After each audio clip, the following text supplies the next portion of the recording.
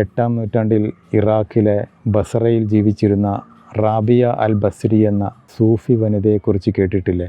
അവർ പലപ്പോഴും ഇങ്ങനെ പ്രാർത്ഥിക്കാറുണ്ടായിരുന്നു: ദൈവമേ, നരകത്തെ പേടിച്ചാണ് നിന്നെ ഞാൻ ആരാധിക്കുന്നതെങ്കിൽ നീ എന്നെ നരകത്തിലിട്ട് കത്തിക്കുക.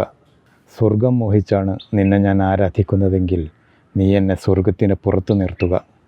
നിന്നെ നീയായി അറിഞ്ഞ് സ്നേഹിക്കാൻ എനിക്ക് കഴിയുന്നുണ്ടെങ്കിൽ മാത്രം നിൻ്റെ നിത്യ സൗന്ദര്യം എന്നെ അനുഭവിപ്പിക്കുക.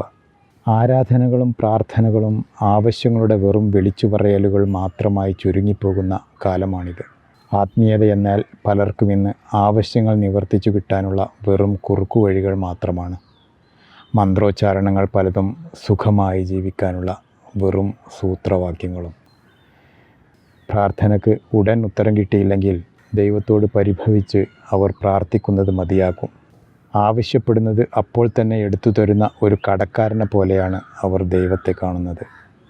മനുഷ്യൻ വിനീതനായി തൻ്റെ സൃഷ്ടാവിനോട് പ്രകടിപ്പിക്കുന്ന നന്ദി പ്രകാശനമാണ് പ്രാർത്ഥന. ശരീരത്തിൻ്റെ ഭാരമില്ലാതെ പ്രപഞ്ച നിഗൂഢതയിൽ ശാന്തമായി അലിഞ്ഞു ചേരലാണ് പ്രാർത്ഥന.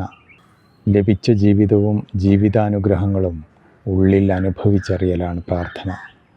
ആവശ്യങ്ങളും ആകുലതകളും വിലപേശലും കലരാത്ത ആത്മീയോത്സവമാണ് പ്രാർത്ഥന. ഒരു ബുദ്ധിമുട്ടുമില്ലാതെ എന്നും സുഖമായി ജീവിക്കാൻ കഴിയണമെന്നാണ് പലരുടെയും പ്രാർത്ഥന. ഒരു പ്രയാസവും ഉണ്ടാവരുതേ എന്നല്ല, എല്ലാ പ്രയാസങ്ങളെയും നേരിടാൻ മനക്കരുത്തുണ്ടാവണേ എന്നാണ് പ്രാർത്ഥിക്കേണ്ടത്.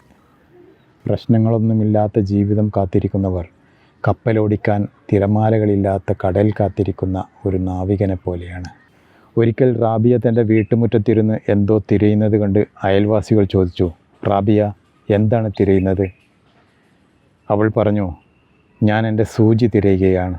അപ്പോൾ ആളുകൾ ചോദിച്ചു: സൂചി ഇവിടെ തന്നെയാണോ വീണുപോയത്? അല്ല, സൂചി ഞാൻ തുന്നിക്കൊണ്ടിരിക്കുമ്പോൾ വീട്ടിനകത്താണ് വീണുപോയത്. റാബിയയുടെ ഈ മറുപടി കേട്ടപ്പോൾ ആളുകൾ അതിശയത്തോടെ ചോദിച്ചു: അകത്ത് വീണുപോയ സൂചി വീടിന് പുറത്താണോ തിരയുന്നത്? അപ്പോൾ റാബിയ അൽ ബസ്രി അവരോട് ഇങ്ങനെ പറഞ്ഞു: നിങ്ങളും ഇതുതന്നെയല്ലേ ചെയ്യുന്നത്? നിങ്ങളുടെ മനസ്സിനകത്തുള്ള ദൈവത്തെ പുറത്തെവിടെയോ അല്ലേ നിങ്ങളും തിരയുന്നത്? മനുഷ്യൻ ദൈവത്തെ തേടി എവിടെയൊക്കെയോ അലയുന്നു. അവസാനം എവിടെയും കണ്ടെത്താനാവാതെ നിരാശനാവുകയും ചെയ്യുന്നു. സ്വന്തത്തെ അറിയുക, അപ്പോൾ നമുക്ക് ദൈവത്തെ കണ്ടെത്താനാവും.